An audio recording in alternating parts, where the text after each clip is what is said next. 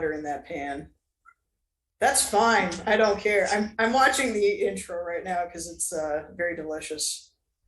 Syrup, Well, do it, do it. Yeah, there we go. The syrup is getting poured up. while Gina enjoys the rest of the intro. It's done now. Okay. I'm Val Pancakes, and joining me tonight on the stack, I have Ref Gina. She's in a Hi, ref. Hello. Nina. Hi. I might be Excited to doing have some you. ASL today, so if you want to learn some ASL, you know, we could learn together. So, yeah, I did a anyways. dual purpose. Listen to hopefully a very cool interview with an undoubtedly cool person and learn ASL. Exciting. Oh, thank you. This is wrestling. That you have your fingers together and shake twice. Usually, like in action in ASL, you do like an action twice. So wrestling. Okay. All right. Tune in 5 minutes and learn more. This is my incentive to keep people tuned in, and also my smile. Hopefully. Yes, you have a Okay. lovely All smile. You're a right. lovely individual. You've been a ref all over the Northeast. You're like on IWTV all the time. And now you are in Chattanooga Mm-hmm. and you are, I know I've seen you on Action and TWE and of course on Uncharted Territory, which you can watch every Monday night only on the award-winning IWTV network. So please welcome Gina. Yay! So thank you. Yes, I'm in Chattanooga until I think June 12th. So I think my last show for this circuit is going to be TWE Sink or Swim, maybe. I keep forgetting which one, but it's going to be on live IWTV. And then also I will be back in the area end of July to do a show that I'm not announced on yet, so I'm going to wait for that. Gina dropping scoops.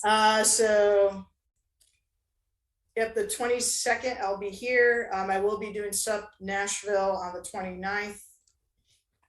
And then SCI, which I haven't done before. So along with the Uncharted Territories in those weeks as well. I brought both my schedules with me because I don't remember much at all. But in any case, yeah, so thank you for having me on here. It's been, I think, like about like a year and a half ago that like we last spoke. So yeah, I think it was December of 2020. Been a long time. So yeah, lots of things changed. Yes. And that I believe that episode you were on, like we did a referee roundtable, and I believe it was lost to the ethers. So much to everyone's dismay. But we have you back now. I'm excited to speak with you. Excited for everyone to learn more about you. And jumping right into things. You were reffing a lot out of the Northeast, and now you've been in the Southeast and you'll be back in the Southeast.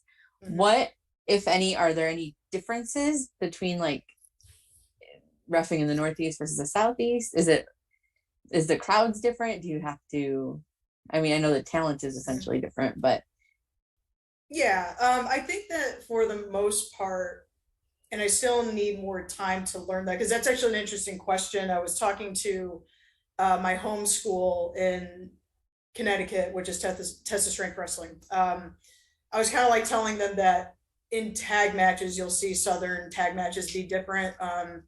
Tag matches, there's like more, tags like all over the place. Whereas like in the Northeast, especially when you get like to those crazy tag matches where things just fall apart towards the end of it, people aren't too worried about tags there. I've done more lucha tag rules in the Northeast than down here.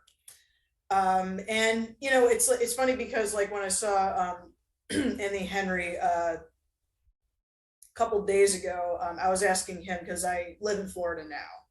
Don't know where I'm going to be in the future, but yeah, I have like a house in Florida, and I'm like just moving all over the place. So it's very interesting watching like him tell like his experience of wrestling in Florida is that Floridian crowds are very spoiled. They have NXT to go to whenever they want to, AEW especially. You could just go over to Universal and get tickets for a house show, not house show, I'm sorry, for dark shows there. So that type of wrestling in Florida is like, people don't know me very well there, so I have to like really earn my wings. Versus like any companies that work with IWTV, they know me quite well. So when I said, "Hey, I'm going to be in Chattanooga for Uncharted," all of a sudden, like people have been saying, "Yeah, I work here, here, and here." So it's quite nice to be living in a place that's about like 18 minutes away, so I could get to TWE. We did some training yesterday, and there is some differences, I'd say, in like how people do things. Sometimes I see people like use opposite side stuff. Like normally I'm like used to doing something with my right hand. Maybe they do it with their left hand, etc. And the ropes are lower. The ropes are lower, so I can actually get out without my face being right next to the ropes. I don't know what it is about New England. I've seen it in Pennsylvania where the ropes are at a reasonable height. The New England area, why are your ropes so high? It gets up to here on me. You know how embarrassing it is for me to get a photo and like this comes across my face? It's like I'm getting redacted, like I'm, like in like some sort of like a conspiracy theory poster or whatever, like, oh, we can't really see your face. Like it's an inside job sort of thing. So I don't know what it is, but like the ropes are higher. Don't do this to me, please. It's embarrassing for all of us. But yeah, the ropes are lower. So yeah, it's I'd say that the main differences I've seen are in tag team wrestling. I went on spiel with that, but I wanted to get to the ropes part because I tweeted about that earlier, and people told me just to get taller, and I was like, all right, that's great advice. I'll be sure to do that. Helpful. Very, very helpful. Yeah, that just goes right across your eyes, like you're like in witness protection, or like you're on like one of those like crime documentaries. Yeah, witness protection. That's what I meant to say. Yeah, like, but that does happen to me depending on the angle of the camera as well. But yeah, mostly in areas like in Connecticut where the reps go up to here on me. And well, anyways, I wonder why that is. Like, I think it's probably how the ring posts are made. Because I mean, yeah, well, we'll just go with that. I think it's how the ring posts are made. Sometimes I also worked in rings like, oh, I can't remember the top rope ring that they use sometimes around, especially Massachusetts. That's like a low boy, so it's lower. It might be related to that, but you would probably have to ask somebody who knows rings very well, like Rip Bison knows rings very well, so he's a good person to ask. Interesting. I'll file that away for later. So what were you like as a youngster? What was Gina like in her youth? Gina in my youth, it's quite interesting because like my parents never gave me like gender norms, so I was just kind of like exploring gender stuff like pretty freely, which was kind of nice. And when I was in high school, I was like pretty non-binary.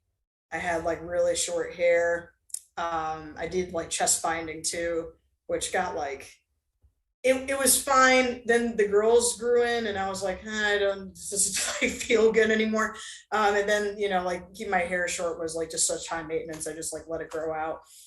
So it was like a lot of like gender identity stuff when I was younger, which I'm happy for. I think that I'm 31, so I have like a pretty good well-roundedness in my youth, which is why like I identify as a woman, and like I don't care, it's like pretty fluid, so that's why I don't really care about pronouns. So use whatever pronouns you want, of she or they, doesn't matter. But for me, that was like basically like what my youth was like. I did not get into wrestling until I was about like 16, so much later on, and I played volleyball in high school, so it was the off season. I was finally able to just watch TV. My dad used to come home late, and the thing that actually got me into wrestling was the Randy Orton and Jericho's feud that they had when Jericho came back, and they had promos. I was like, oh, that's interesting. I didn't know that wrestling had that. So from there, like we watched Monday Night Raw together. It was like a thing that me and my father would do. And then from that, SmackDown. And then when ECW used to be on like Tuesday or Monday nights or something for an hour. And then let's see, I discovered TNA, and I actually liked TNA better because I just felt like it had better options. Like it had more, uh, it had more diversity than I think WWE did at the time. So that was kind of like my wrestling background. I didn't really get into it when I was a kid. When I was a kid, I just kind of like ran around outside and kicked the shit out of bugs and things like that. So weird tidbit, but that's basically like what it was like when I was younger. Good question though. So how did you decide to become a ref? Like what It was thrust upon me. So Slick Wagner Brown was my trainer, and I went to like a lot of independent shows at the time. I was like, oh, I was living in Middletown, Connecticut, and I didn't realize that East Hartford, Connecticut had a local show I could go to. So I went there. He saw me there, and he goes like, oh, so are you ever interested in wrestling? And I was like, no. But then he said, well, why don't you come in for a free class anyways? I'm like, all right. And then we did bumps, and I'm like, this is terrible. Why would you do this? This is really bad. So I kind of gave it a break. I was like a little bit more focused on like something else at the time. And like when I reached that goal and that project, I revisited it, and I said, like I really like being a part of wrestling. I don't want to wrestle because like I'll break my ass or something. So could I do something else? Then I wanted to be a manager. Then the person I was supposed to be managing broke his ass legitimately. He like tore his glute or something. I didn't know that was possible. And then they just said, well, we got practice matches for you to ref if you want to give it a shot. And from there, I just found it very interesting. I learned very quickly that I was not a very dedicated fan because I had no idea what I was doing at all. So I had to learn like really quickly. But it's cool. I like it a lot because you just get to work with different people throughout the night. It's always a challenge.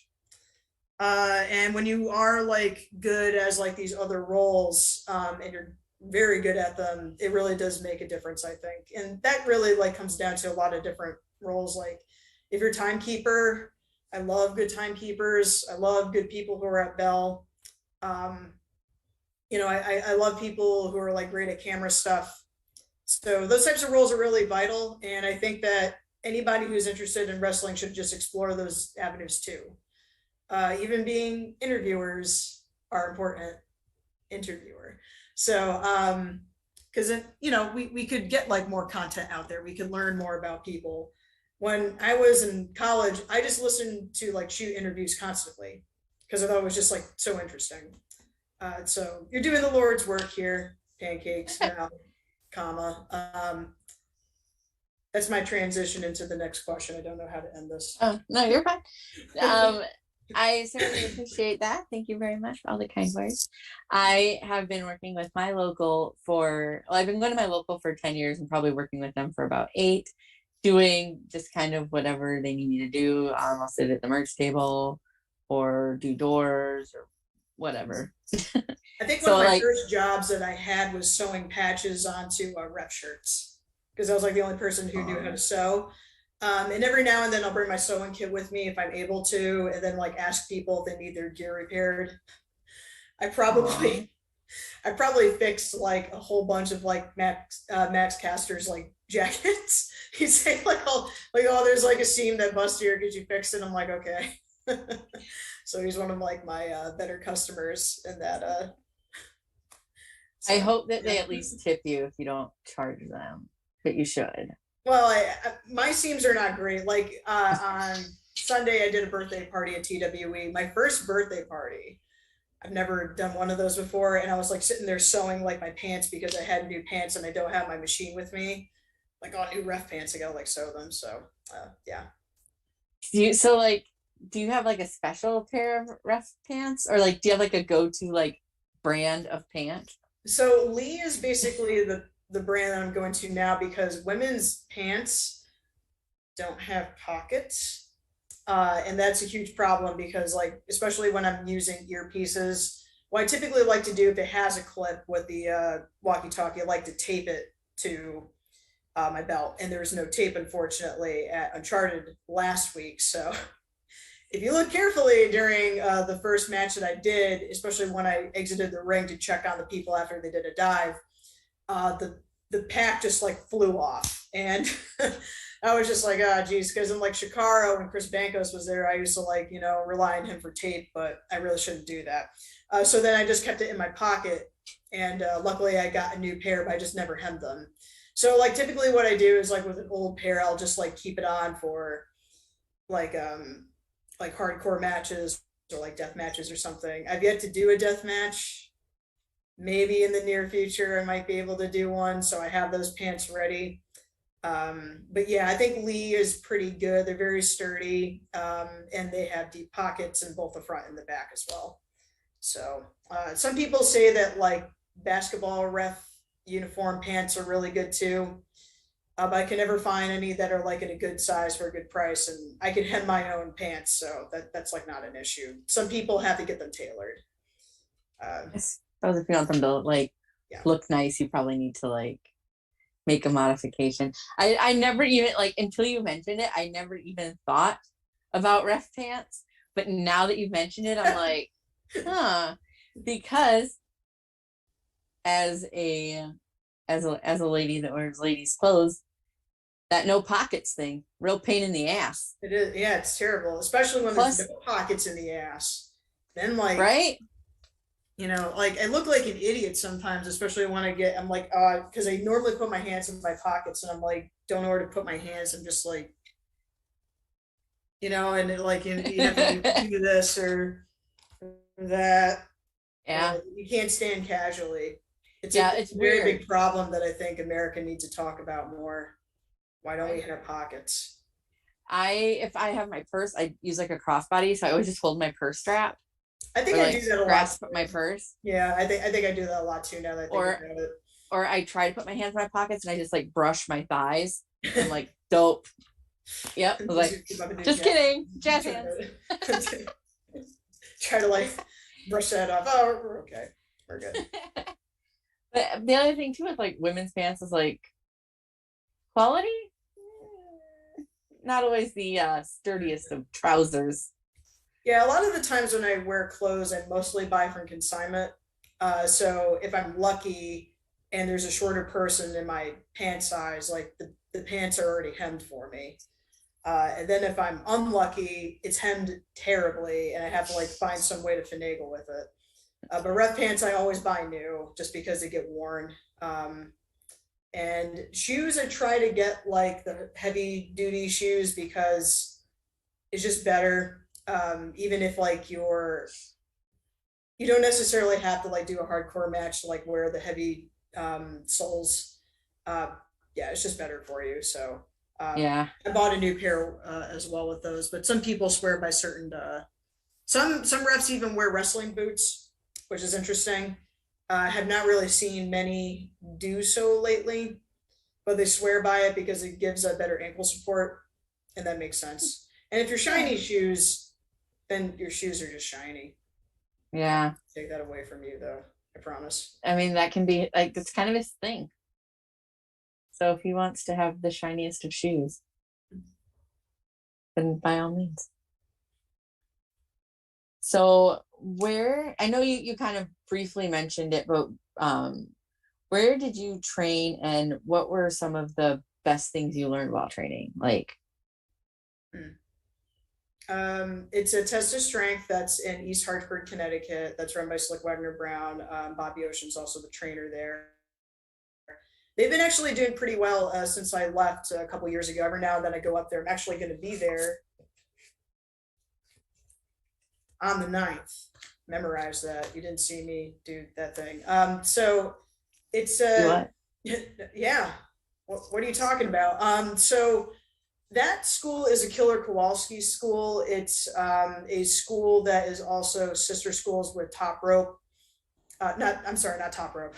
I'm sorry. I mean Belltime Club. That's run by Bo Douglas. So people like Alec Price came from Belltime. Channing Thomas came from Beltline. Little Me Kathleen, I think, did some training there. I would have to double check on that. But yeah, so we have like a Killer Kowalski type of, especially in the Northeast and the Connecticut, Massachusetts area, especially in Massachusetts.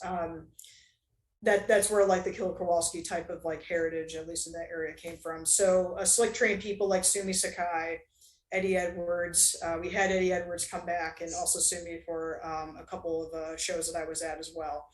And it's the type of training that's like Killer Kowalski. So one of the first things that you have to learn how to do is how to exit the ring properly without hurting yourself. Do not go to my bump that I took on Monday as an example, because I got tied up in the ropes a bit and some camera people right next to me, so I couldn't exit properly. But a lot of people do get hurt very easily. So like when we're thinking about ring exits, we're thinking about like basically getting shit canned out of the ring. You could go through the middle, you could go through the top. Sorry, that was my computer. And so like one example that a lot of people know is like the backwards over the top, like Royal Rumble clothesline over the top, like exit. That's like an example of a ring exit. So it's a lot of posting on the apron to make sure that you're not hurting yourself as you fling over. And also having to have like that good momentum to safely exit. So that's one of the first things that we learned. Bumping was also another thing that I learned. Rolls came very easily. Flip bumps did not, because I know how to do Japanese bumping because I did judo for a long time. So if you see people like Sumi, for example, when she takes a bump, she lands like more so on her side and like break falls that way than like flat on her back, depending on what move that she's taking. So that's like the bumps that I know, and they kind of like work with it. Even at TWE, like they were just like my back rolls are a little bit funky and my bumps are really weird. So it's a lot of like pins, some drills, like international drills, or I don't know what, or I think they're internationals where you have to like run the ropes, lots of running the ropes. And because the New England ropes are so tall, it sucks because I have to like go like this as I'm trying to run them. Yeah, and you know, the reffing, they basically like started me off doing tag matches because it figured that that would be like the better thing to start you off with, because there's more things you have to be aware of. Camera stuff.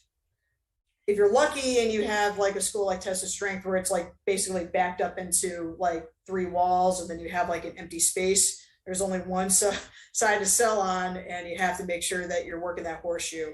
At TWE, it's a little bit different. I have to work the L because they have hard cam one way and then roaming on another side.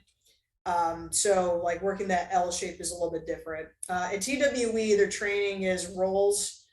They also do some lucha based stuff, which Test of Strength doesn't normally do for their basics, which is quite interesting. And like heat drills, we did a lot of those too. So it's a little bit different depending on where you go, but Kowalski stuff is very like super basic. Everybody needs to know these basics and you have to try your best. You don't have to be perfect at it, but as long as you try and get better, that's all that matters. So who has had the most influence on you both in and out of the ring? And it can be two different people or the same person. All right. However you want to answer that question. Anthony Green definitely is someone who I just call a trainer. I, see him and Evie every now and then. We just kind of like hang out because we're in the same area. Actually, Ava just came back from Germany, so it's quite interesting to like hear her talk about her experiences there. And AG was also like one of those guys who started off as a ref. So when I went to local independent shows in Connecticut, since him and Ava are from Massachusetts, he started off as a referee, and then watching him go from this role, and he took it seriously too. He took that very seriously. And now, like to where he is now, being someone who is signed by WWE, working for Evolve, and now he's like everywhere.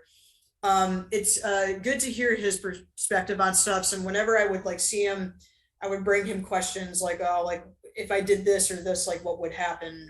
Or I need advice on this type of situation. And he always gives like very good practical advice. So, I would say that he's like one of the people Um, oh boy, Bryce Rumsberg was also that person too. I never really interacted with him much, but I did one of his seminars, and it was like the first of his, was it's like non-physical role in wrestling seminars, and I was like, oh my god, like that's amazing. Like I have not seen a wrestling seminar out there for like people like us. So myself and Bill Thompson, another really good friend of mine who's a rep as well, we like drove all the way to Philadelphia to do that. And he let me stay to do, both of us to stay and do some practice matches for their students. I met Mac Mikowski actually there when he did a practice match with somebody. And it's quite interesting because like seeing us at that point to like where he is now is just, it's like incomparable. He's grown so much over the years. But yeah, I think that that was interesting. And if it wasn't for Bryce, I wasn't able to work for Shikara. He gave me the blessing to do that. And although it was a short run, the Shikara 20 is today, which is pretty nice. I'm very thankful that he was able to let me, come in and work with that team. Otherwise, I mean, like, of course, my trainers, Paul Roma and Mario Mancini, who's at Paradise Alley Professional Wrestling in East Haven. They train people like Richard Holiday there. They're I'd say influential. Richard Holiday himself actually is. I've watched him over the years. I started a little bit after him, and he was always a good person to talk to as well. So I would say that those people would probably be, within that circle. Besides, like, my good friends in wrestling too. So that's fun. It's good that you have so many people that have been able, like, that you can turn to that are willing and able to, help you as far as like bounce ideas off of, and just kind of work stuff out with. Yeah, and it's good to also know people who work on TV as well. Then I could like also ask them, oh, like in this sort of situation, what would you do? So I have a good relationship with the powers of being at IWTV, and very thankful for that. I should mention them for sure. Um, so it's I just have to like laugh because like when you interviewed Dylan, I was just like, he's such a very interesting mind. And for him, like coming up as he did and commentating, and like now he's like so involved with so many things and like doing uncharted territory. It's nice to work with people like him too. Aw. Yeah, Dylan. So what keeps you motivated? What do you look forward to in wrestling? What, if you had like a future plan, like what would that look like? Where do you want to go? Uh, it's a good question. I'm one of those people, like, Rick Knox once gave a webinar for referees once, and he said that he wasn't necessarily like a goal person. Like he didn't really have like a lot of goals in wrestling. And that's why like he did PWG and those types of independence for a while. I'm not sure because I think it's quite interesting how like circumstances could change any day, especially after the pandemic. Like, a lot of people got signed to NXT. Unfortunately, a lot of those people got let go too. And then, people go to AW. And there's some people who are probably not going to resign. And now, like, there's, so much going on with IWTV with Uncharted being here. I like working for IWTV. I feel like they always treat me very well. I always get assigned good matches that I earn, and they do a lot of investment in me, wanting for me to improve, and for me to also give something good to their product, vice versa. So Southeast First is, I'd say, like a good transitional step to whatever the next thing is. So it's good to know that I could get here within a day if needed, and I would like to actually come up here more often to work. It's quite interesting working in a territory where people actually work together, because in the Northeast, everything is just like so oversaturated. You have so much talent there, but you also have lots of different companies and all kinds of areas within like probably a few hours drive from each other. So you're always guaranteed work. In Florida, it's definitely harder. I did some work with WWN there, so maybe getting up to do some other shows would be a nice like goal for the future. But yeah, a lot of things could change. A lot of things could change. So we'll just see how things go. Uh, but yeah, I'm excited to see the future because it feels like everything's like moving in a good direction. Good. I look forward to seeing you on like every show I watch on IWTV. I just want to see Yay! you on all of them. I I always would get love that excited. too. That would be I nice. always get excited because they're just, and I'm seeing more of them now, but to just have more like female representation within that ref space. Because I can think of a few off the top of my head, but only within the last, couple years has that really been a Yeah, thing. right. I also noticed that as well. Like Crystal, she's doing so good. And she's getting like a lot of good stuff in the Northeast. Yeah, I have been noticing that there's more women referees coming up through the ranks and non-male referees as well. The last couple of years, where I was like a little bit ahead of the curve by starting, a few years beforehand. So yeah, it's funny how like championship uh that place that I'm so sorry that if I can't is it Coastal Championship Wrestling that's in Delaware or Maryland? That's a women's promotion. And I'm seeing more women referees getting booked on those shows too. And lots of just like women shows in general. So it's yeah, it's funny how like with the glass ceiling, kind of being broken in a lot of different areas, especially with WWE and just hiring more women referees. I feel like more people are comfortable with, trying out different roles in wrestling like this. Um, and yeah, I saw like someone the other day after the action show, and he said that like, like I don't really see a lot of like women referees. It's like kind of nice to see something different. Um, like in the way of like, oh, okay, it's not just the same white dude officiating the match. Not to disparage anybody, but there are many of them. So I guess I'll just end there because I don't know what else to do with that. Oh, that's perfectly valid. What would you say has been your greatest achievement in wrestling so far? And that can just, I mean, that can be anything, whatever you I was think that definitely is. getting the Yuta and Garcia match at IWTV 100. I still did not ref the best because it was hot as hell in there. And towards like the last 15 to 10 minutes, you could see me kind of like tapering off.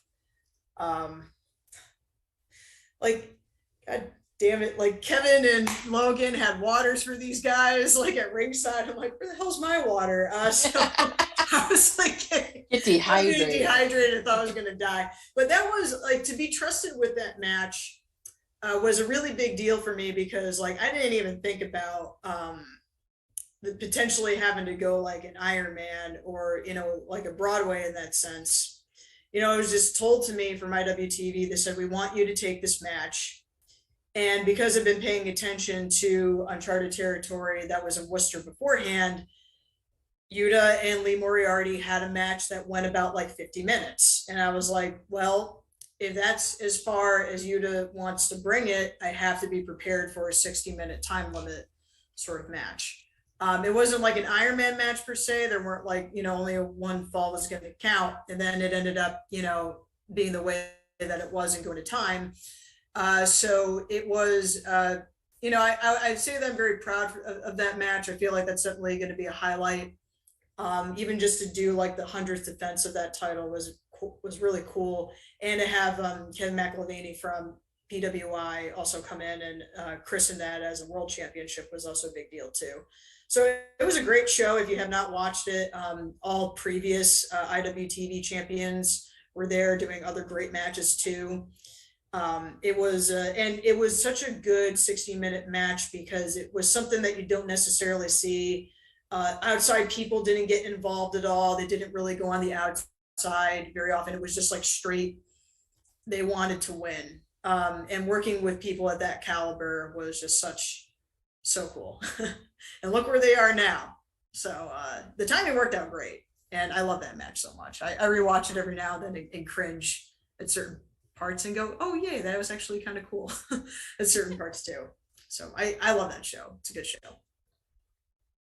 So what is the greatest obstacle that you've overcome in wrestling? Oh boy. And again, that can be anything. That's an interesting question.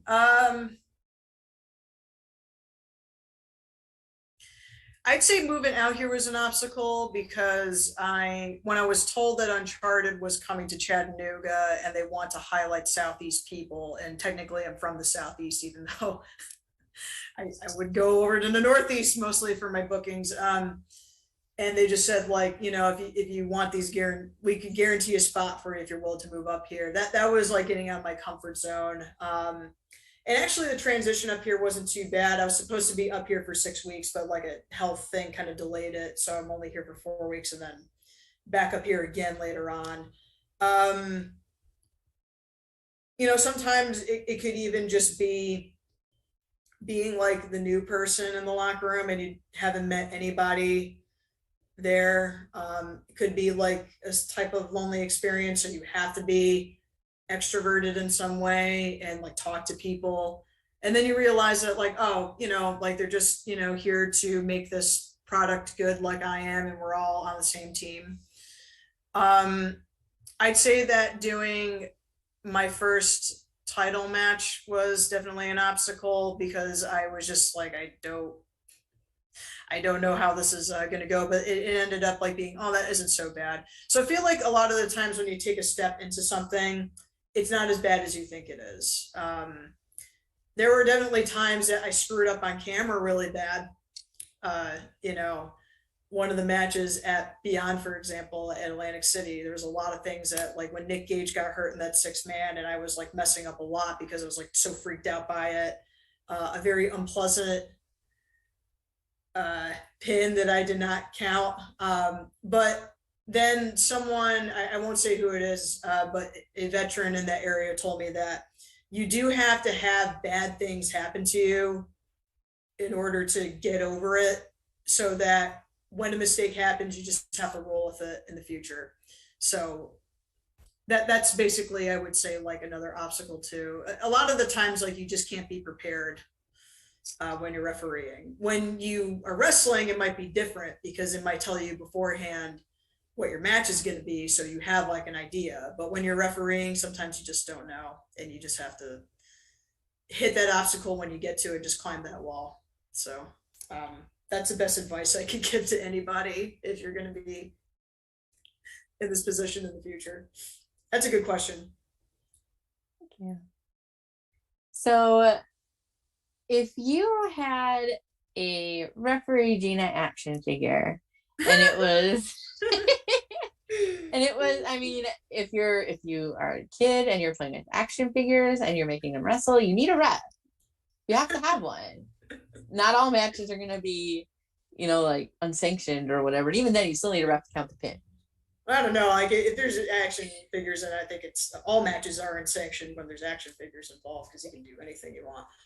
I mean, if you want to throw your action figure off the roof, and I mean, you can do that. But as I didn't play with wrestling action figures, but I did have a little brother, and he played with wrestling action figures. And I remember we bought a set specifically because it had a referee in it. So because he didn't have one and he needed a ref, you have to have one. So if you had a REF GINA action figure, and it was one of the like the talkie ones where you can like has like a little button and it says words and phrases. Yeah. What would you want it to say, and what accessories would it come with?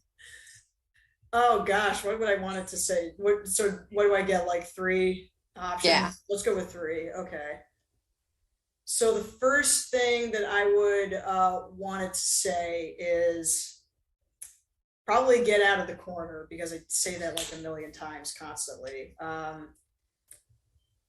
It'd probably be me screaming at Adam Priest, because now he's like on my shit list of people.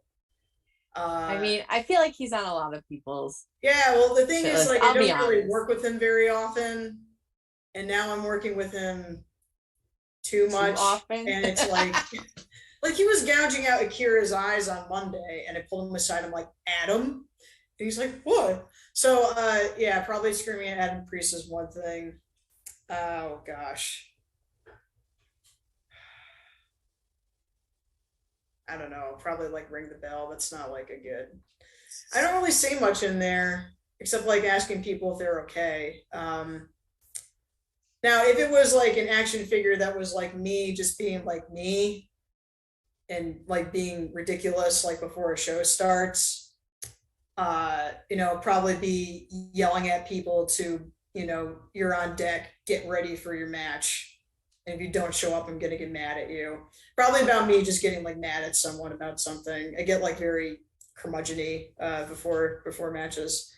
Yeah, but I don't know like what I would prefer the IWTV uniform because I hate stripes so much.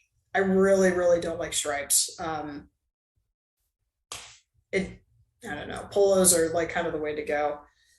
Um, yeah, I mean, I don't know like what my hands are doing. I usually do this for three because it's a sign language thing for three. Whenever I point to the bell, it's usually my gun finger. And yeah, So you would have like one hand with the three and one hand with the gun finger? yeah, yeah, let's do that. Works for me. There we go. And then you could pose them in different ways. Oh yeah. I got. That's all I got. I'm sorry. Not a good action figure. That would be like I'm telling you, like, you need a REF action figure. There's just not. Yeah, I guess so. You can only have so many, like, I guess Earl Hebner REF action figures. I don't know of anybody else. I don't know any specific. Well, I mean, he's earned one. I have yet to earn anything, so. Oh. We'll see. But I try the best I can. Sorry, I'm looking at the chat. And yes, shiny shoes. Oh, but your family now. That's very sweet. I'm sorry, there's a couple questions here that I thought were quite interesting. Do you want no. to look at these? Not at all. We do usually do like questions from chat at the end, but if you want to, now let's wait for the end. That's fine. I was like, if you're watching, I don't want to mess with your flow. My bad. But this is about you. This isn't about me. Yeah. We're not here for me. I could do this anytime. Nobody cares what I have to say. We'll just go forward. I'm not important. I don't do anything. But you are important. We're interviewing. That's what we're doing right now. So, favorites when you're on the road, because you drive all the time. Wrestling people drive all the time. What do you like to listen to when you're on the road? Oh god, it's probably like something stupid. I've been getting into the Matt and Trey South Park commentaries lately. So that's like one thing because that's like a guaranteed like hour or 2 hour content depending on how many seasons you listen to. I work for a audiobook magazine on the side, so they send me audiobook assignments. I usually do about like 2 a month. So it's usually me like frantically like listening to something. Sometimes they're good, sometimes I'm like not really into this. One of the ones that I listened to recently that's like only about like an hour and 15 minutes long, and it's free on Audible if you have an account on there, is called Brackish Waters. And it's this lady who won tickets to some sort of Florida resort from a raffle. And she's complaining about her vacation the whole time, but it's in the form of a Yelp review. So it's like just her, just going nuts on like a keyboard like that like for a while. So those are pretty cool. I will listen to music, but like my music tastes vary. I like death metal. I like some country music. I'm excited to be in Nashville at the end of July so I could actually see some, Nashville stuff, and that'll be kind of cool. But otherwise, I mean, I like to like listen to people talk. So not necessarily podcasts, but I'll listen to like people review stuff. Like there's certain YouTubers I watch. Very boring. Or I'd like to talk to people if they're in the car. So, but a lot of the times I drive by myself. So lonely. Oh. But I have friends here now, so we're all good. Oh, and listening to Dylan's stories. That one I finally had a proper road trip with him on Saturday, getting to action. And he has some very interesting stories, so I think those are great. So Dylan should make a podcast where he just tells I think stories. that, yeah, like you just let him go, you know. I think he's so good at commentary too. So I mean, Agree. he just goes off, does his own thing. Story time with Dylan. So there you go. That's the graphic, except it's his face. So there you And a root beer. go. And a root beer there. Nice. Good plug. So what are your go-to road snacks? I'm a snack person. I like knowing about people's snacks. Oh, well, what's yours? So, I mean, I asked you. Oh, I can't turn it around. Okay, how about I share mine and then you go to yours because I would Okay. actually like to know. Usually I like just pack like a peanut butter sandwich. I love cashews, so I'll pack cashews. Um, like it could be protein bars, but I've been not really eating them as much. Carrots and celery, apple slices. I eat like a liver healthy diet because I recently had like a liver situation, so I have to like change my diet a bit. But and then there's some like if I'm on the road and I want like a proper meal and stop somewhere, Cracker Barrel is always a good place to go, and they're all over the place, especially down here. So I know what I'm doing when I go into Cracker Barrel, and if I go to Wawa, quesadilla all the time quesadilla. So, I've never been to a Wawa. Mm. They don't have them here. Yeah, well, so what do you have up there? Because So, Wawa was not a thing in Connecticut. At least it wasn't at the time. So I never like worried about it unless if I went to Pennsylvania or down here. so my favorite go-to gas stations are Casey's. Casey's Pizza is the way to go. Otherwise, I usually Casey's or Come and Go. Those are kind of my two. Or a QT. Yeah, I don't know these places. So Casey's is a gas station chain. They're because like I live in Nebraska, so yikes. But Casey's is a gas station that has pizza, but like the pizza's really good. Like it's good pizza. Mm, Like they were delivering pizza before the pandemic. It was like a gas station that delivered pizza. nice. Like now that's not like a big deal because everything delivers, but like before the pandemic, like good stuff. So their pizza is really good. Other than that, like I said, Come and Go is always an option, or QT. Those are my go-tos, three over here. So Right. So QT. All right. Yeah, that one I haven't heard of, so that's interesting. QT, it's Quick Trip, but it's like Oh, that's QT Quick cute. Trip. Yeah. So Nice. QT. Yeah. Yeah. Pizza Like in the Florida letter is T, terrible. letter So T.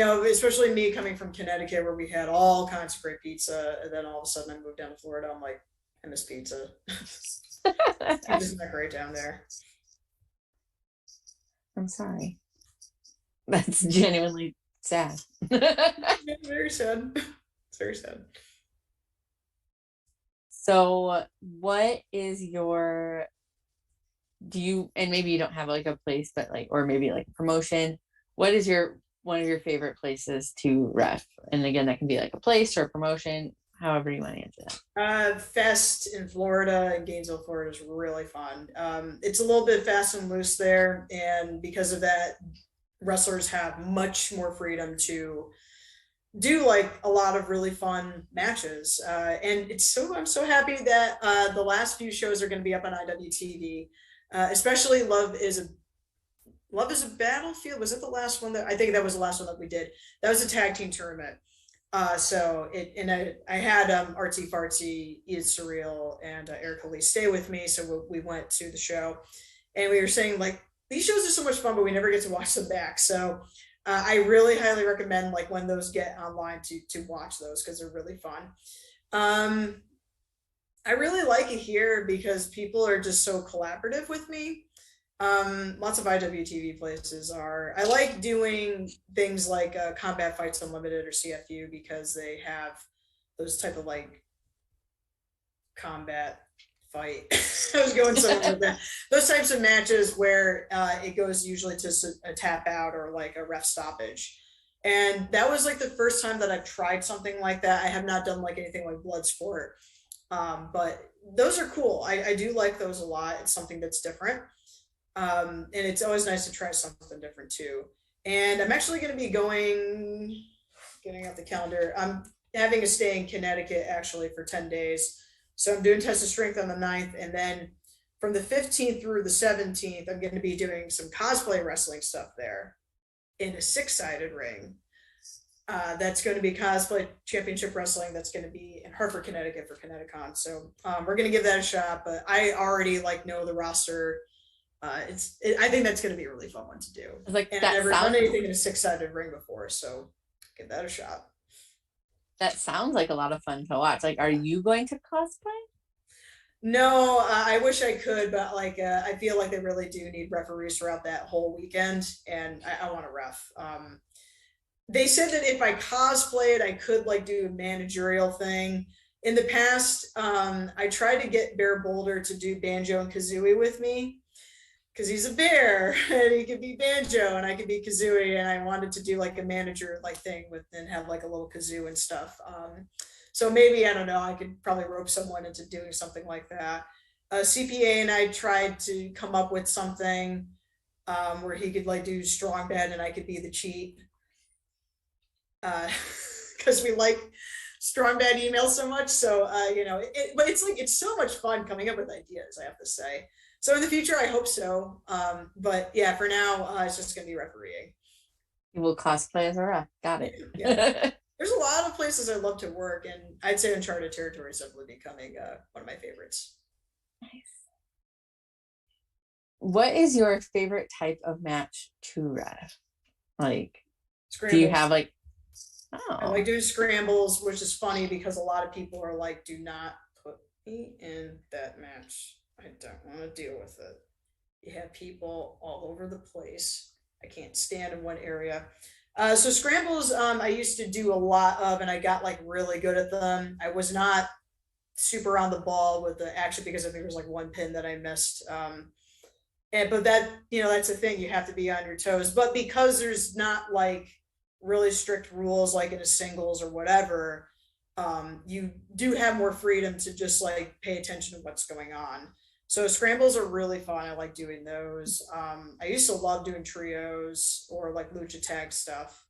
Blitzkrieg Pro, always a lucha rules, and I used to love working at Blitzkrieg, especially when they were running at the Moose Lodge because like you can like mess around with people a little bit more there because like they want to be interacted with.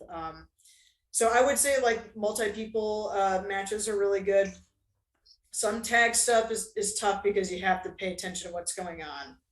But it makes you a better referee for that reason too.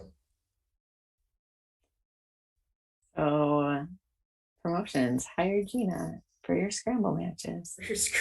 Yeah, just put me in a scramble, then I'm like good. The scramble specialist over here. So, do you have any like pre-show rituals? When I used to do like a podcast back when like we were all locked down, and I asked this question to CPA and Bear Bronson actually. So for me, I usually do yoga like way before the show starts just to kind of like loosen up. And then usually there's like wrestlers saying like, "Oh, could you teach me a couple of things?" Because they're always like battered and broken and need to get loose. So yeah, I usually do that. But typically, like when you're a referee, you don't really have like time to worry about other things. Like they're usually going to use you to help out with like um, putting things up, putting the ring up sometimes. But it depends on where you go. The nice thing with TWE is that the ring is always there. And they have their own dedicated students who come in and help in those areas. But when it comes to other promotions, like it's got to get there early, you got to help unload the truck. you have to ask people, let them know about like, hey, I'm the ref for your match. So I try to let people know immediately after they settle in that I'm going to be the referee, so that they don't have to go hunting around for people, especially if like they don't know who I am. And then you have to work out time with people. You have to talk to timekeepers all the time if you have them, to figure out like what you're going to do. Um, so yeah, I feel like you're pretty much like on deck to help out with like almost anything. Uh, some people, like if you're wrestling, they don't have to really worry about much besides the match after things are set up, and they might do things like warm up, with whatever. But yeah, if I could get a half hour yoga in, that would be nice. Sometimes it doesn't happen though. So, what is the wrestling word that you use most outside of wrestling? Oh my gosh. Oh, wow. I don't know. Is wrestling an appropriate answer? Probably not. Um,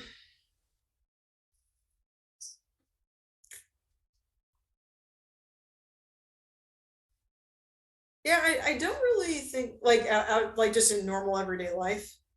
Yeah. Uh, oh my gosh. It's probably gonna be like rib. Rib is one thing, but that's because I mess with people all the time. It's like it's bad. Rib is like one thing that I say. Yeah, I think that's pretty much it. Because like, there's a lot of people who say like things like gimmick here. That like that people say that a lot, but I don't really use that. It's like a word that I feel like a lot of people are not like using as much now, anyways. Since like, I think wrestling vocabulary is one of those things that we have to be kind of conscious about, especially if we're going out into the world or like talking to each other.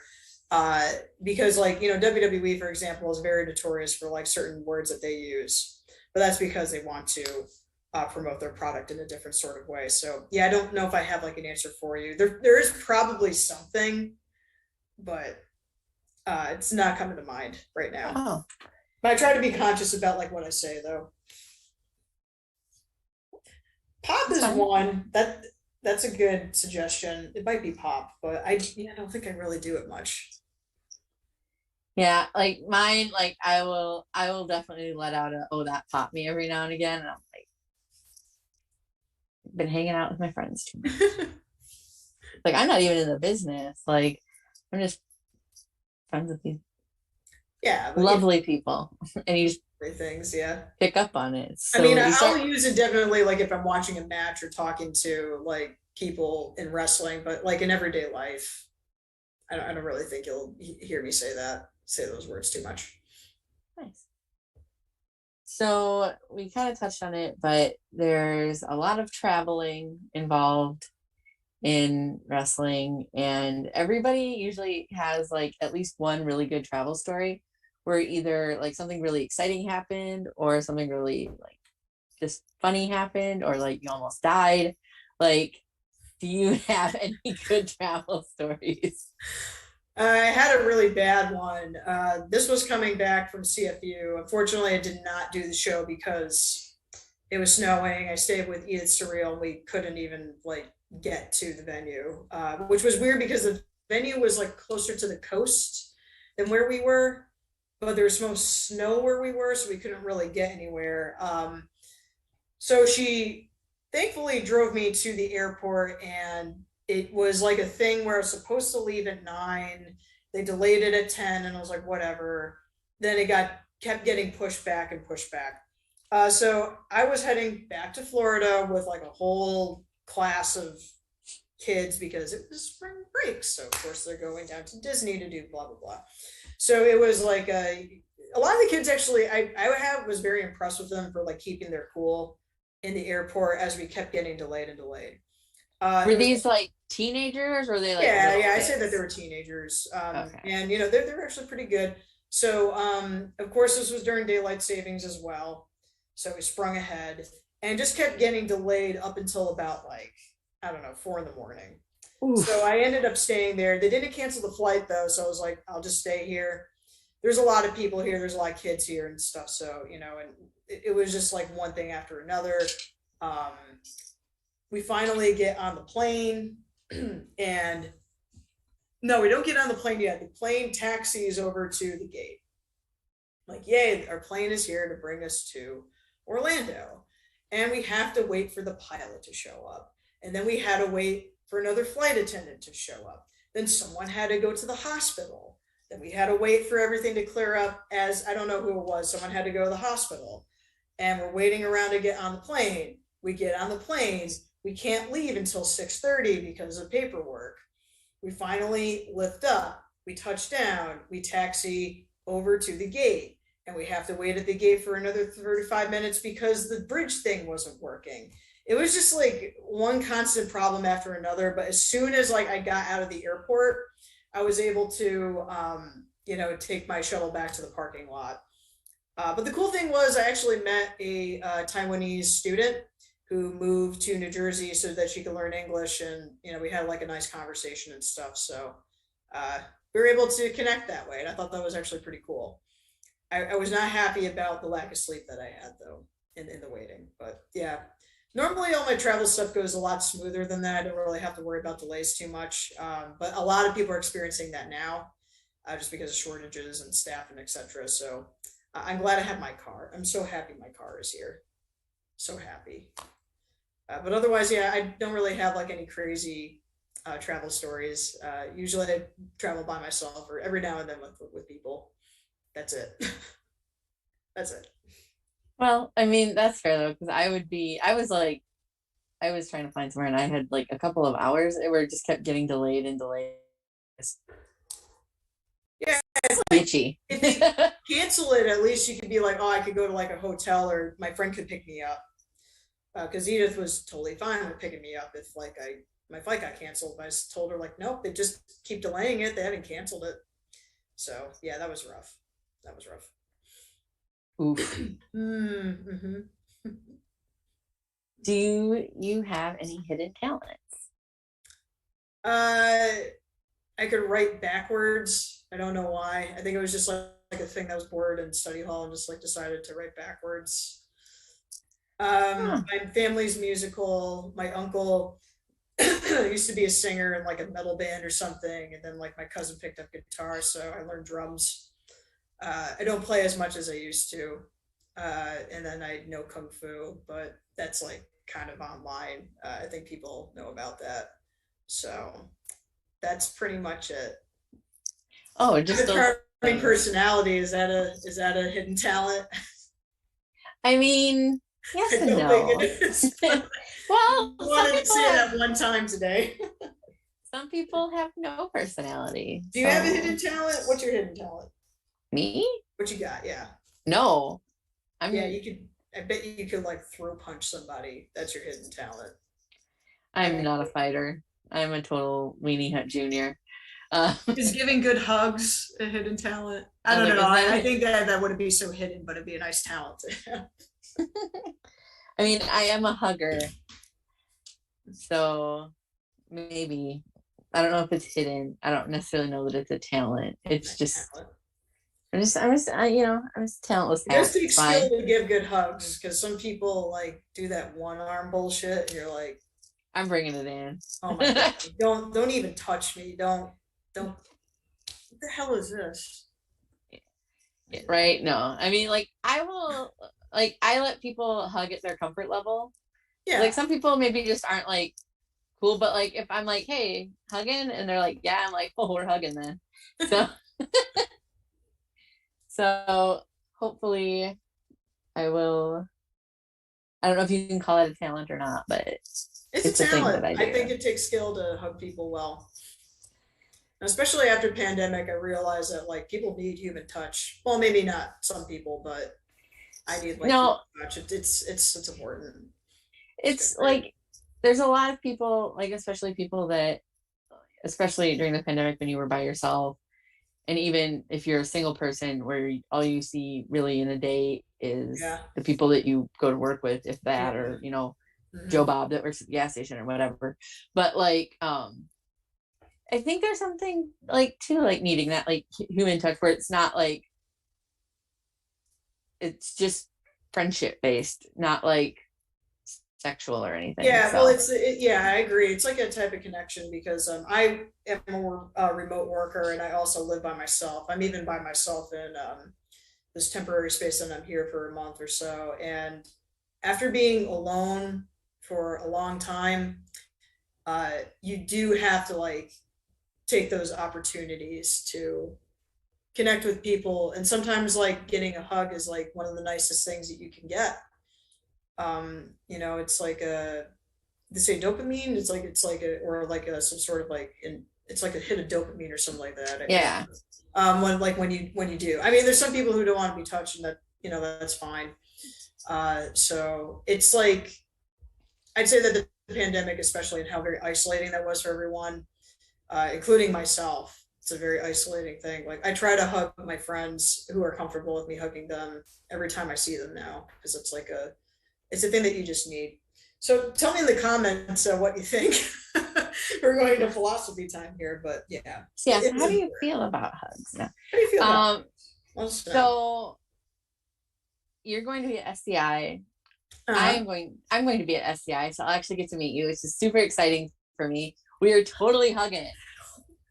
We're gonna do several of them too. Hell yeah. I've never been to SCI before, but tournaments are fun. I like doing tournaments. I think like the last tournament I've done was like the 0-1 USA Northeast one that Anthony Green used to run. That was like the first. That was like a really long time ago. Oh no, the tag team tournament too at like Best, but that was really it. But yeah, action's cool. Like I love working with the people here. They're just so collaborative. Except Adam Priest, I don't like that guy. Oh. Yeah, there's always an outlier, you know, like. But last year was my first year going to SCI. I loved it. I had the best time, especially because I live in Nebraska, away from everybody and everything. No, yeah. And it's very nice going down to the Southeast because of Christopher, because of doing all of this. I Mhm. definitely feel like it's my little like adoptive home. And everyone at TWE in action that I've met last year at SCI or that I've met like throughout the course of the last 2 years at, you know, Mania weekend or different places I ended up, like, have always been so nice and just such sweethearts and so wonderful. And I'm so Yeah, they're excited so to go back. welcoming. It's like it's beautiful. The funny thing about Central Florida is like it's not necessarily Southern comfort that you get down there, though it is much more laid back than the Northeast because everyone's kind of like transplants from different areas. Like I've yet to actually meet someone born and raised in Florida. But like when I moved here, like I went to a yoga studio yesterday in the area and I just went to a cat cafe today. I got like a cute little cat ring. Close to Oh, the camera. There were so many and kitties it's there who wanted to be loved, and I was like, yay! And it's like it's funny how you can just easily get into conversations with people here, like, oh hey, how's and like they actually tell you how their day is going, versus in Northeast where like people don't really have much to say at all, and everyone's in a hurry, in a rush. They like to hurry up. This is hurry up, by the way. You have your H's and hurry up. So it's yeah, I definitely think I understand what you mean. Like it's very welcoming. So I love being in this area. It's nice. It's nice for that reason. so what would you tell a 10-year-old version of yourself if you could go back and talk Oh to yourself at gosh. 10? Uh, What invaluable wisdom would you impart upon yourself? I would say that. Huh, it'll get personal, but I think that people will relate to it. If you feel anxious, it's okay. It's a total normal feeling that everyone feels. I think a lot of the times we have to remember when we feel anxious about something that this is a chemical reaction in your brain. that other people might not think is like an immediate danger to you, but you feel that. And that's really what's important. So it is still real. And if you feel anxious, it's okay to ask for help. It's okay to go to a support system and ask for a hug and ask to be listened to, or go somewhere. So I think it's okay to, I think the important thing that a lot of people need to say is like, and especially like when we have as adults, uh, like you ever feel anxious about anything, Val, sometimes, or, I feel anxious about everything all the time. everything, yeah. It's my permanent state of being. What I learned is like, when you're an adult and you're going through an anxious episode, or you're feeling uncertain about something or depressed, a lot of the times you're actually comforting the inner child, because something, may have like affected you in the past that make you uh, anxious about something that you're experiencing now, or it was something that you experienced and it's like, I don't want to go through this again. This is scary. This is scary. I don't want to be scared right now. And you have to comfort that inner child. So I think it's important for us to always talk to our 10-year-old selves, or whatever age it is that we probably experience something happening that's like traumatic, and just say, it's okay. Like, we managed to survive through it. Don't try to avoid things that will give you that type of stress or anxiety, but learn from what you have experienced. Pick out the things that worked. Pick out the things that you need work on. Maybe it could be finding more support. Maybe it's going to certain people and asking them for help. Maybe there's some people that are not good to ask people for help in certain areas. And even though like there's things that you want to avoid, don't avoid it. Just go in with more confidence and saying, you know what, I went through this before, but I have this, this, and this to help me through it now. So I'm looking at your face and I'm like, but like, it's important to talk to your inner child, because a lot of our fears and a lot of our sometimes happiness too comes from that person that we still have. So talk to that inner child. Don't be disconnected from them. Very helpful thing that I learned in therapy. You don't have to charge. You don't have to. I don't have to charge you. You don't have to pay anything. But it is important to talk to your inner child. So I encourage everybody to try that. Find something that, if like, especially with the pandemic now, a lot of people are doing great things and getting mental health help for their mental health. Let's say it that way. And that was one of the things that I've learned. And yeah, it is a very scary time. There's a lot of news that have happened recently that make us anxious about things that will happen.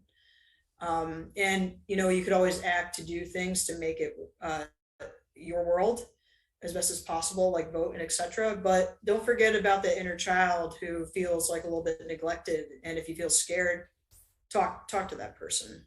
Talk to yourself. I'm just looking at everyone. Oh, look, Rico's in the chat. But yeah, talk to that inner self. Talk to yourself. Fair enough. Thank you for the free therapy. That nothing to do with wrestling. Sometimes it has something to do with wrestling, but be human. Hey. Be human and just support yourself too. That's important. That's applicable for everybody, regardless of if they are wrestling involved or wrestling adjacent or not. Yeah, sometimes there's stuff in wrestling that makes me anxious, like, oh God, I gotta like see this person today, or I'm just kidding. But there's like times where I'm like, well, how am I gonna get through like this anxious situation? It's like, you know what? You can make it happen. Don't avoid it. Just approach it with a method that works for you. So this is the time where we get into the shoot interview where you tell me all the people you don't like and why you don't like them. Oh my God. Yeah. I'm kidding. I'm kidding. I would never. I mean, that's a given, though. I mean, to be expected, truly. So we just have a couple more questions, and then we'll go to questions from chat, and then we will have you plug all of your upcoming shows, of which you have a great many. Yeah. And then I will let you enjoy the rest of your evening. So okay. What is the biggest animal that you could take in a fight with just your hands, no weapons? And you can pretend it's attacking you if that helps. Biggest, no weapons.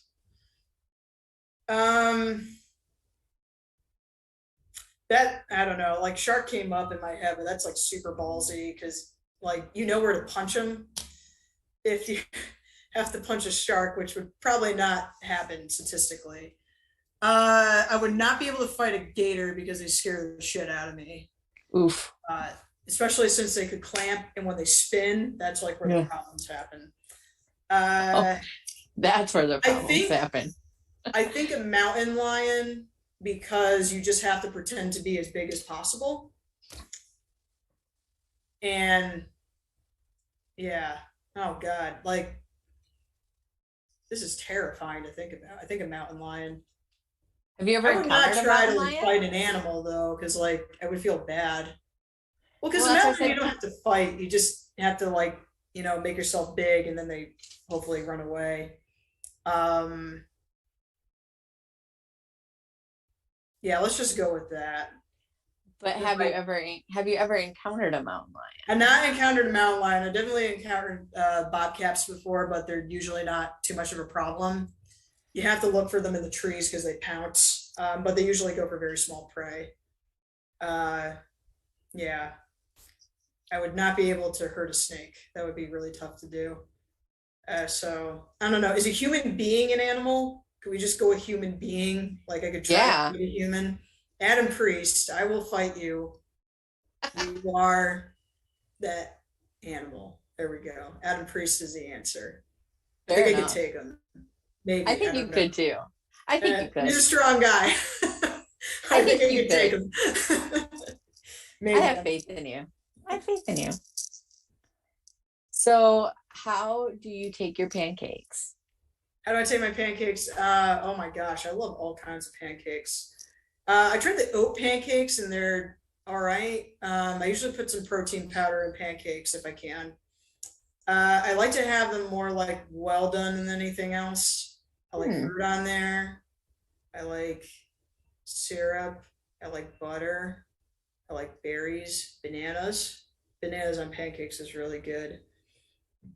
I don't really like waffles, so I rather had pancakes than waffles. So why do you not like You're waffles? my Well, of course not. You're my favorite now.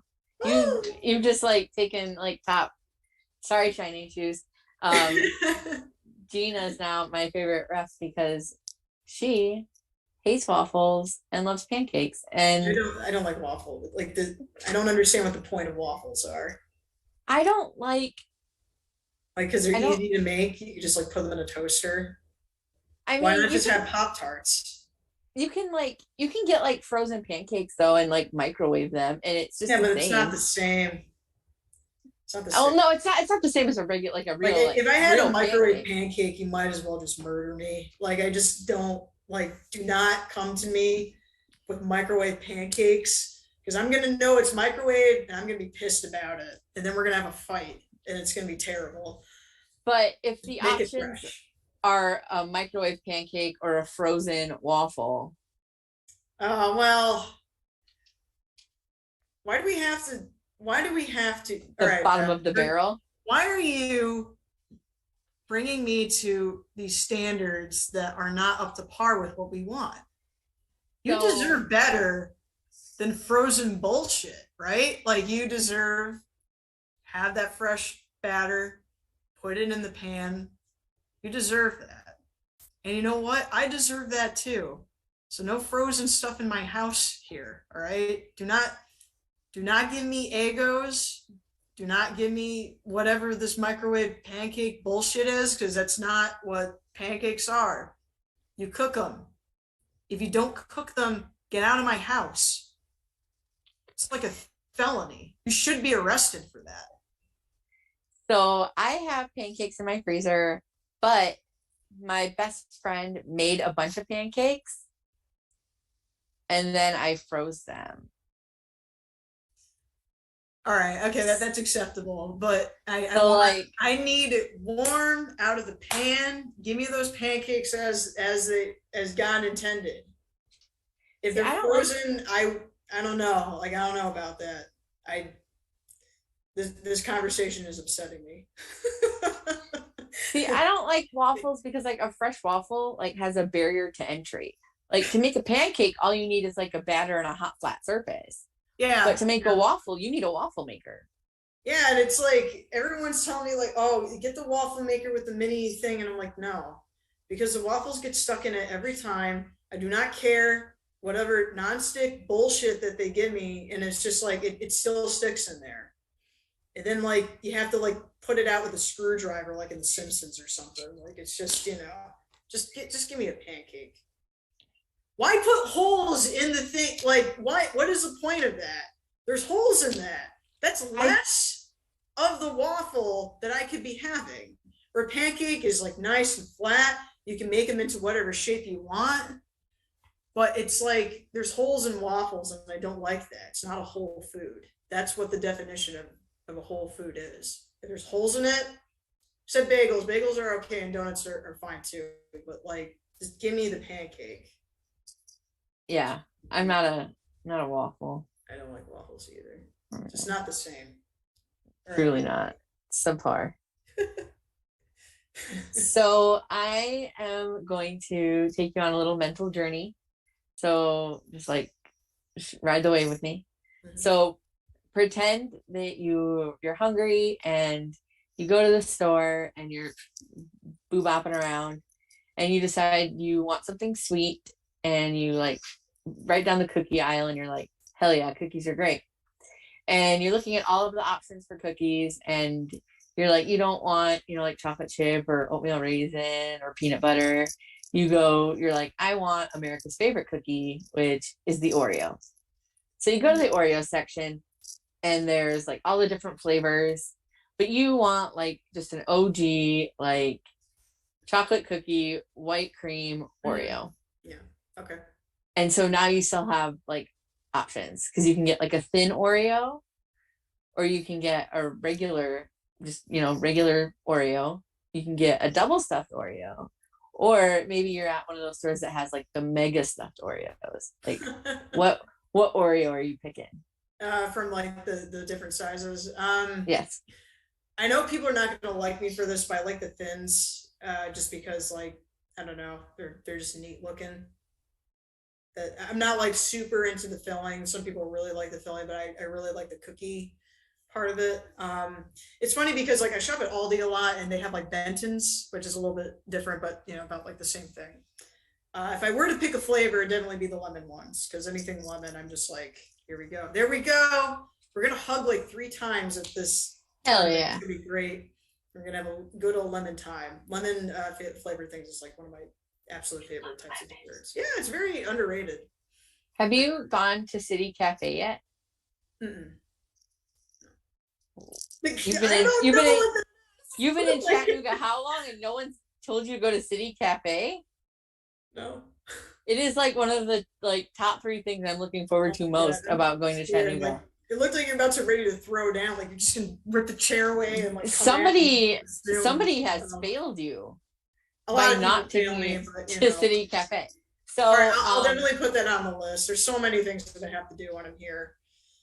City Cafe. Okay. There's Cafe. Like I think there's 2 or 3 of them in the Chattanooga area.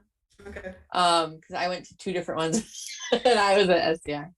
But they have cake. They have the biggest like honkin' pieces of cake, and there's so many different flavors, and they have great banana. I think it was banana pecan pancakes, like huge, like monstrous pancakes. 10/10 would recommend that you go to City Cafe. I think a lot of people got upset that I said the thins, so I'm sorry. Yeah, the unofficial correct answer to that question is indeed double stuffed. So very nice. Cute. So I mean, sorry, you did upset the chat a little bit with that weird thin answer, but that's okay. You're still my favorite because you like pancakes and hate waffles, and you like things that are lemon flavored.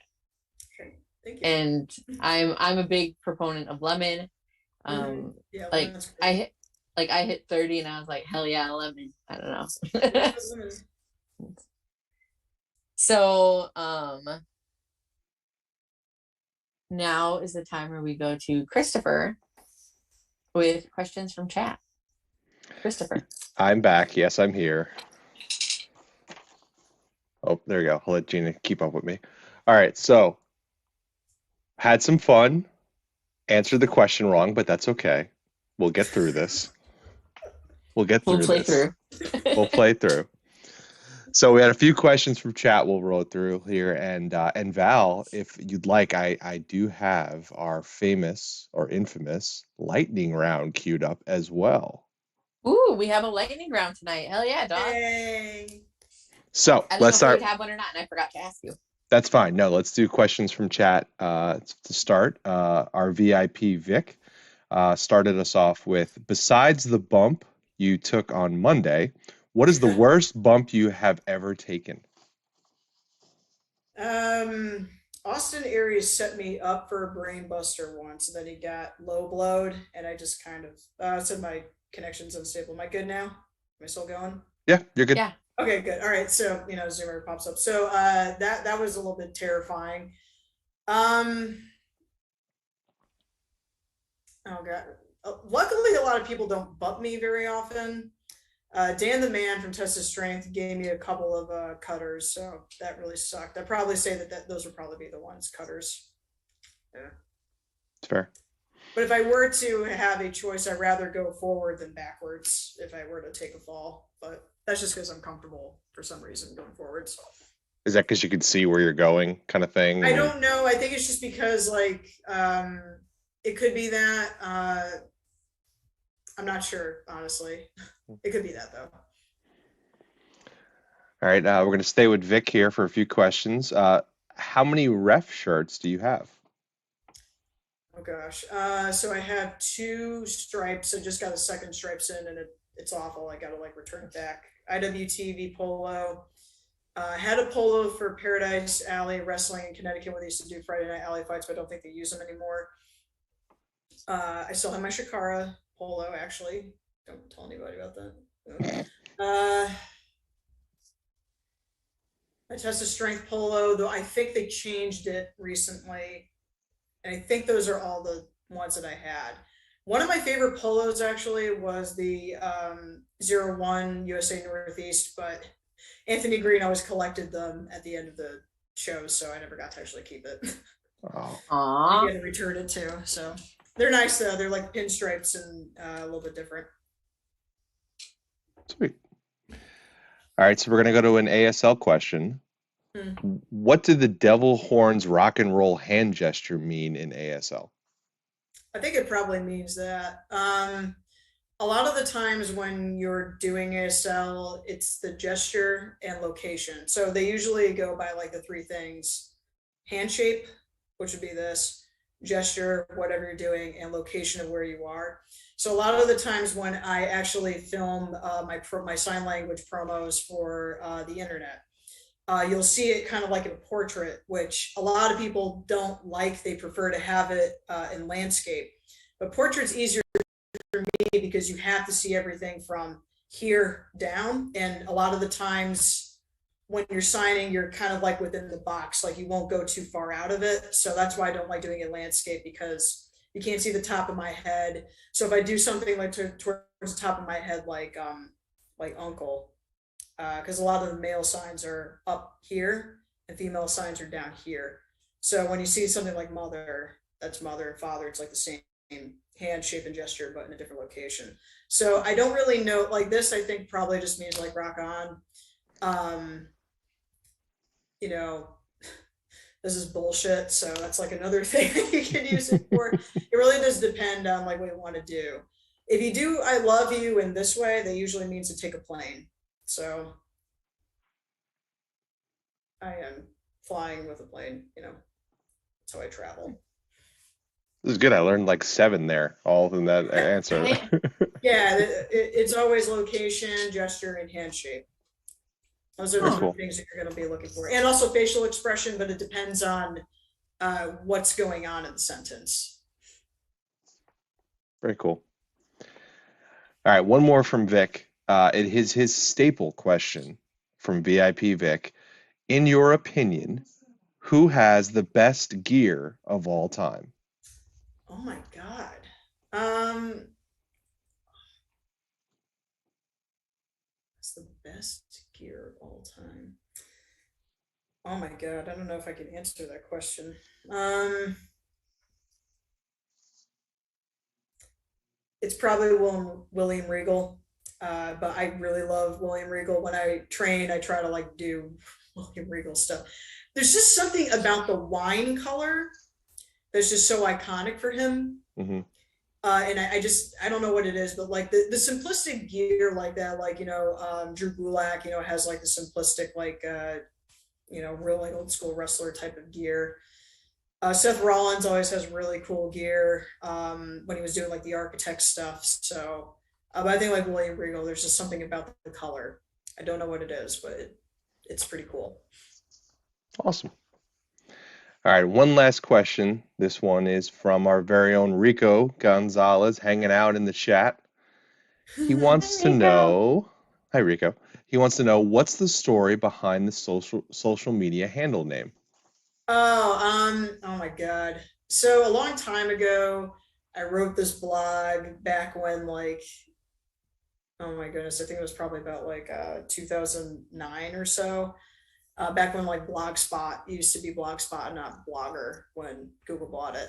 So I started this blog with someone, and when I used to be a librarian, so like when I was in library school, there was a lot of conversation at the time of, do people read more hard copy versions versus digital? And it's like a whole like thing that I don't want to bore you with. But that was like one of the things that I did for my master's degree for the thesis. So I don't know what it is, but like I read both, and the short answer at the time was that children actually, who are very into literacy, will actually do both forms. They will actually read hard copy and they will read online, because I think it's just mostly about whatever's available to them. So I just found like hard copy, like just something very interesting about that. And it used to be hard copy cosplay when I used to cosplay, but I don't really cosplay anymore. So then I just put fu at the end of it because of kung fu. So, or if you want to do hard copy FU, that's fine. Some people say that as well. But when I started posting more kung fu videos, I changed it over. There you go. I just learned three like absolutely incredible things that you just like glossed over like they were nothing. Like first, you used to be a librarian. I used to Second, be, you yes. have a master's degree. Third, you Yes. cosplayed.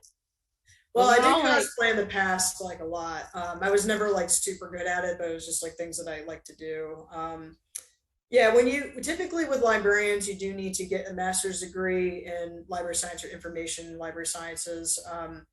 And being a librarian was a weird type of job because I wasn't really super good at it. But I did it for about like 8 years before I moved into software engineering, which I'm doing now. So the funny thing is, like, the product that I support is for library databases, and the library that's used for the locker room for Action and Tyrone uses that same software. And because it's open source, I actually know the people in Georgia who support that software in Pines. So it's a little bit of a tidbit. So I meant to bring my master's degree with me. I forgot it at home though, because I know I'm going to be in Tyrone on the 10th, and I wanted to take a picture with me and my master's degree in front of like books. But look at this degree that I got that I don't really use anymore. But yeah, I used to be a librarian. It was an interesting time. And then like when they started doing the librarian stuff on AEW, they didn't really go into what being a librarian actually is. But if you want to see like a good film about like what librarian work really is like, The Public is a really good film, and Emilio Estevez is in that. So, and he's just like an inner city librarian in either Chicago or a different, or like Minnesota or something like that. But it's about like homelessness in inner city libraries. And I actually cried a little bit at the end of it, because they go through like all the questions that patrons would ask you and come in and say like, oh, I forgot what the cover of this book looked like. Like, I'm looking for like a book that like is yellow. It's like, well, God, that's like about 25% of like the collection. Or people like coming in and asking like for help on stuff. And I teared up a little bit, because like that was a profession that I did for so long, and like I'm not part of it anymore. So Didn't need to go into that. Oh, this is I about wish you. I could shush people in the ring, Ben, but I have to scream a lot, so because people won't listen to me. There we go. Well, those were You need to questions from shush chat. Adam Priest. Yeah, well, I was going to say Adam Priest is the No, one. I got mad at him. I went up to him like, Adam. That's what I usually do now. I call you by the first name. Not you, Rico, because you're so sweet. So. Well, thanks for asking those questions, chat. Thanks for answering those questions. Gina, I have one more question for you. Are you ready for the lightning round? Oh my God. Okay. Let's do it. All right, so lightning round.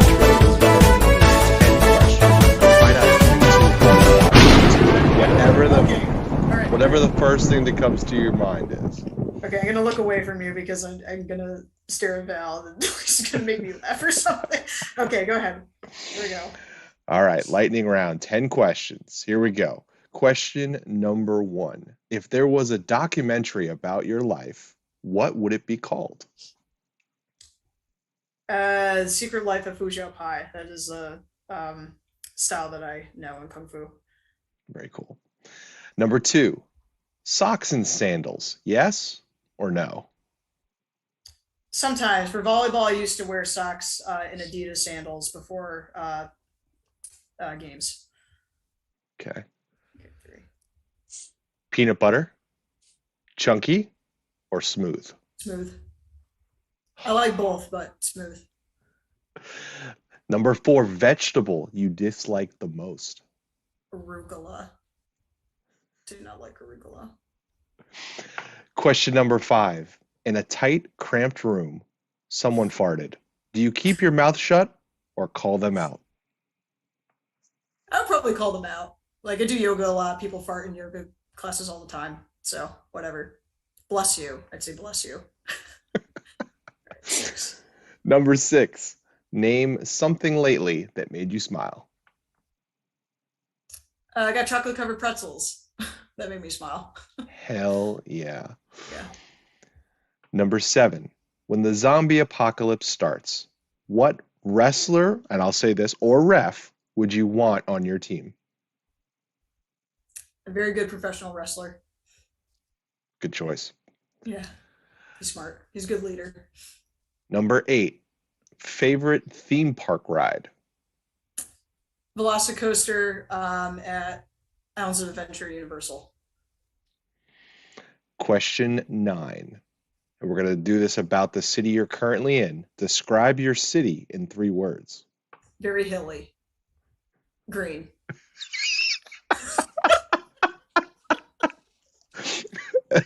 Those were 3 words.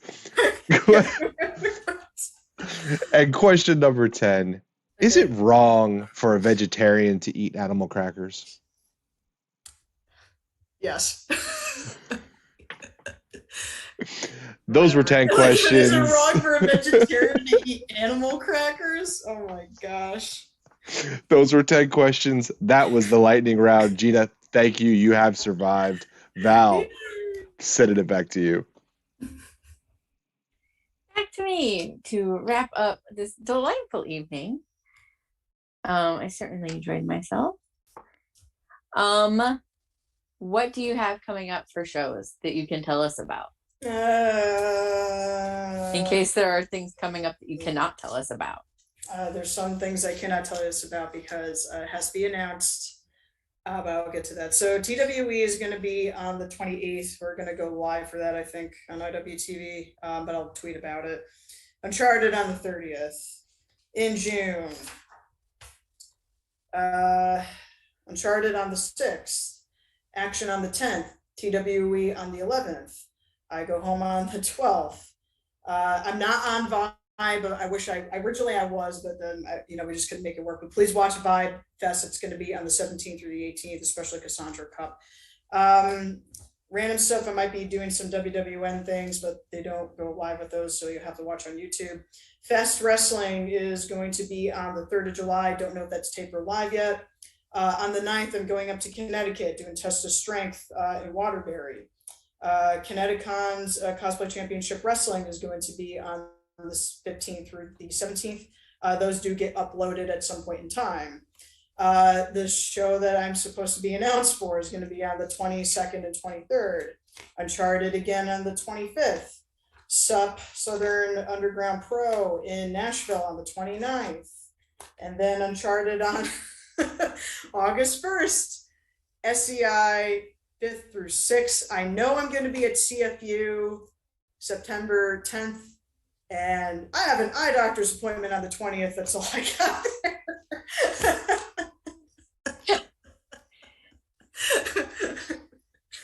Eye doctor. Tell your eye doctor to get out of the corner, quit raking the eyes. Yeah, no, yeah, no. Get out of my eyes. Well, thank you so much for joining me tonight. Where can people find you? I'm on Twitter. Just be advised that I post like memes and stupid shit on there all the time. So don't go on there.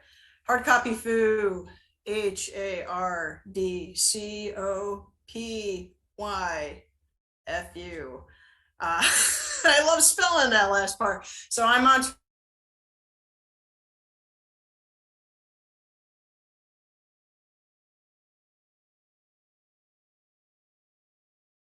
approachable, even though I might look super serious sometimes, I promise. So did Gina freeze for you, Christopher, or just for me? Probably froze because my connection was unstable. Am I good now? Fair enough. You're good now. You're better. So we got you spelling Hard Copy Foo, and then you just froze. Oh, okay. Well, that's all you need to know. So you can just find me there on Twitter and Instagram, but Twitter is probably where I'm most active. But it's hell out there, so just be warned. Unless you like Simpsons quotations randomly at 3 a.m. Better than other things. Yep. And watch me on IWTV. I have a yoga show. It's Yoga Wrestling Studio. So yeah, there too. Learn some yoga stuff. So thank you for hanging out with me tonight, Gina. Make sure to follow her literally everywhere. Catch her all over IWTV, on Uncharted, and literally everywhere else. And thank you everybody for joining us tonight. Make sure to come back here next week, same stack time, where I will talk with maybe a little controversial wrestling character, commentator, personality, Kevin Gill. So should be interesting. Be sure to stop by, everybody, right? Yeah, right? Oh my gosh. Just hitting all the things here. Okay. I'm all over the place. That's the best part about this is I get to talk to so many different people, so many walks of life, do so many different things. So be sure to come back next week, everybody. And once again, thank you so much for hanging out tonight, Gina. Yeah, no problem. I was very happy to be here. It's good to see you, and I'll see you all soon too. Yeah. I'll actually get to meet you now. So